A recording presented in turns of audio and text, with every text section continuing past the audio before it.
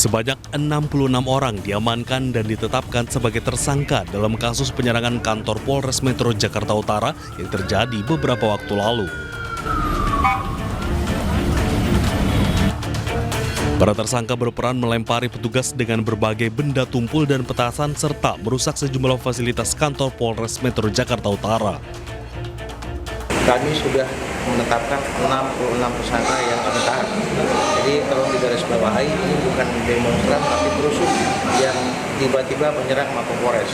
Pasal yang kami kenakan yaitu pasal 170 KUHP, kemudian 212, 216 KUHP.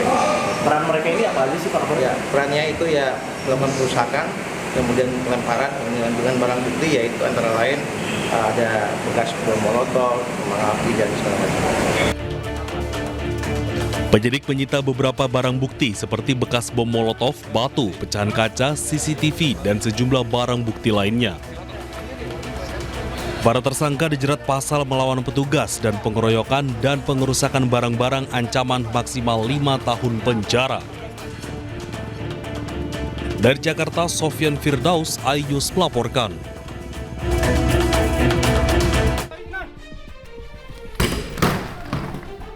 Tim Klewang Satreskrim Polresta Padang meringkus Rozi alias Alung di Kota Padang, Sumatera Barat. Pelaku yang dikenal sebagai residivis kasus curanmor sempat berusaha kabur ke area pesawahan, namun akhirnya tidak berkutik dan berhasil ditangkap. Dari hasil penggeledahan, polisi menyita 4 unit sepeda motor curian dan 4 unit laptop, sejumlah telepon genggam, serta televisi hasil kejahatan. Kepada polisi, Alung mengaku sudah lebih dari 30 kali melakukan pencurian pembobolan rumah dan 5 kali mencuri sepeda motor di berbagai lokasi di Kota Padang.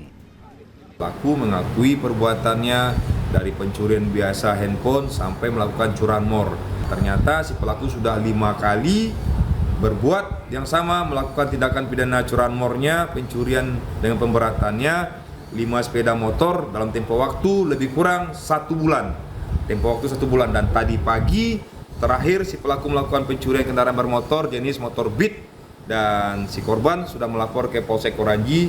Akhirnya kita bisa mengungkap kasus curanmor ini 1 kali 24 jam. Atas perbuatannya, pelaku dijerat pasal 363 KUHP tentang pencurian dengan pemberatan dengan ancaman hukuman di atas 9 tahun penjara. Dari Padang, Sumatera Barat, Budi Sunandar, iNews melaporkan.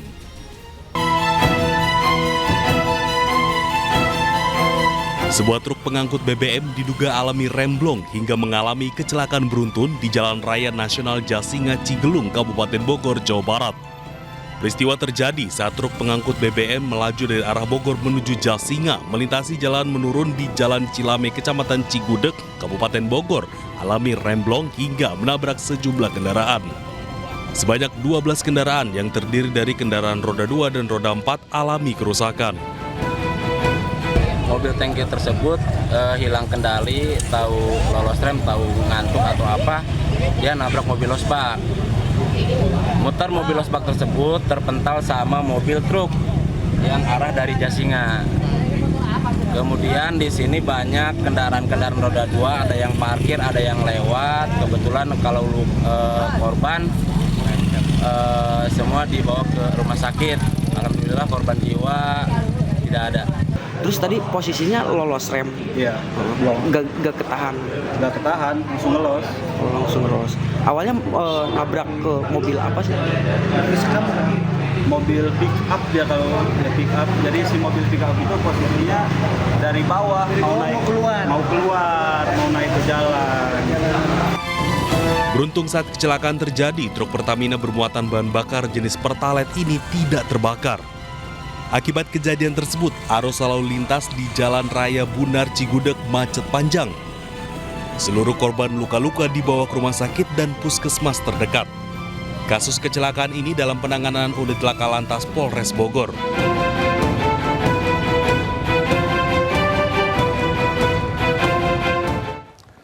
Seorang guru honorer di Mandailing Natal, Sumatera Utara mengamuk dan terlibat baku hantam dengan sejumlah guru. LN kesal jadwal mengajarnya dikurangi dan penghasilannya sebagai guru juga ikut berkurang.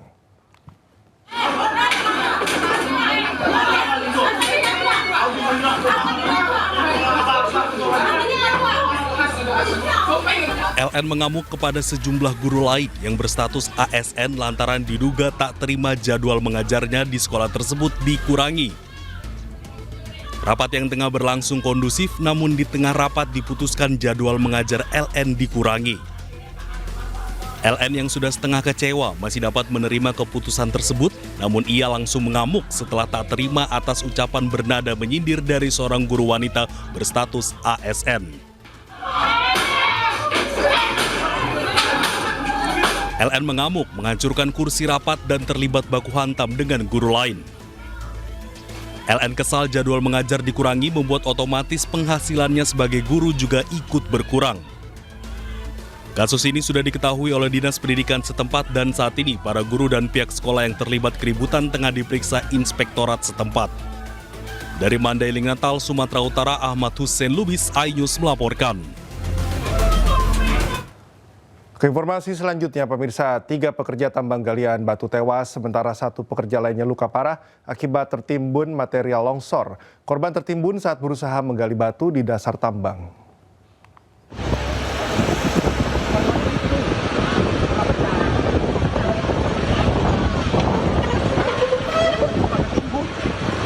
Pekerja tambang yang tewas tertimbun di lokasi tambang di Desa Marjanji, Aceh, Asahan, Sumatera Utara langsung dievakuasi ke rumah sakit terdekat. Selanjutnya, warga dan pekerja lainnya berusaha mencari dan mengevakuasi korban lain yang masih tertimbun material longsor. Untuk menghindari jatuh korban akibat longsor susulan, lokasi tambang telah dipolis lain.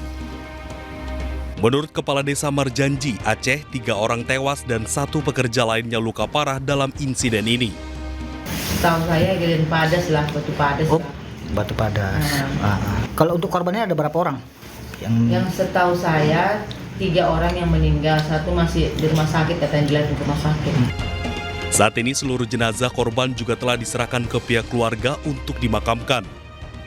Dari Aceh, Sumatera Utara, Ulil Amri, iNews melaporkan. Angin ribut menerjang permukiman warga di Nagari Alahan Panjang, Lembah Gumanti, Solok, Sumatera Barat, menerbangkan tenda pernikahan. Meski tak ada korban jiwa, 4 unit rumah warga dilaporkan rusak berat.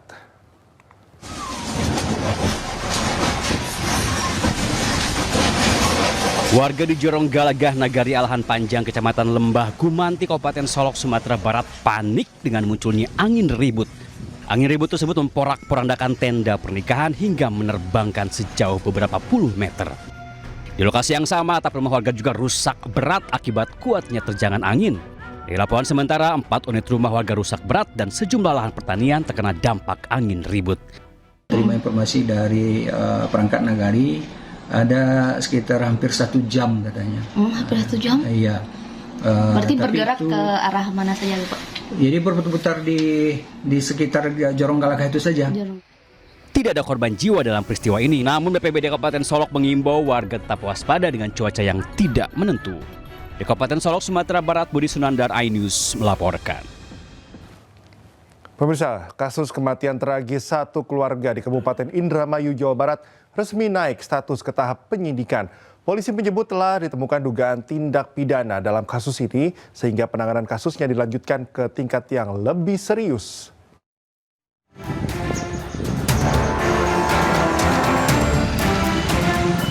Empat hari pasca penemuan 5 korban tewas terkubur dalam 1 lubang, misteri penyebab kematian keluarga Syahroni masih belum terungkap.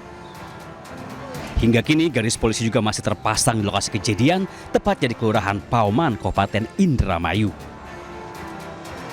Saat dikonfirmasi, Kasih Humas Polres Indramayu AKP Tarno menegaskan tim penyidik menemukan indikasi tindak pidana dalam peristiwa ini.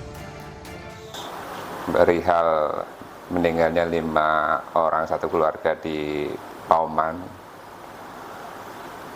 tim penyidik meningkatkan statusnya ke penyidikan, prosesnya ke penyidikan, karena dari tim rekan-rekan penyidik meyakini menemukan ada peristiwa pidana pada kasus tersebut.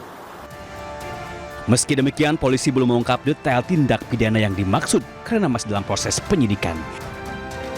Dari Indramayu, Jawa Barat, Tois Iskandar, iNews melaporkan. Polisi menangkap 4 remaja yang diduga pelaku pembakar halte Transjakarta. Miris, 2 dari 4 pelaku merupakan anggota aktif Karang Taruna Kelurahan Mampang Perapatan.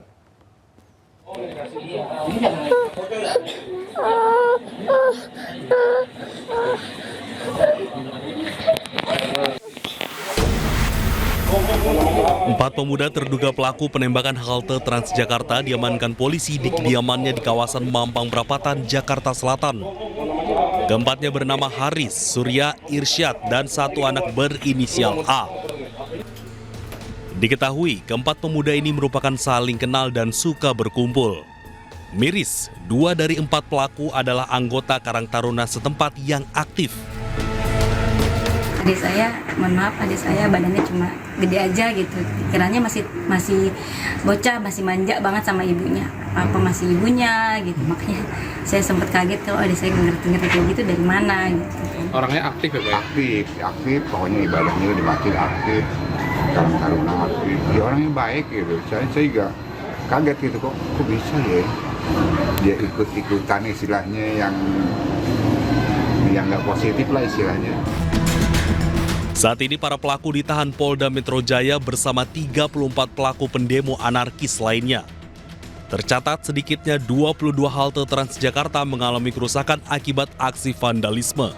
Bahkan 6 diantaranya ludes dibakar orang tak bertanggung jawab. Dari Jakarta, Rizky Faluvi, iNews melaporkan.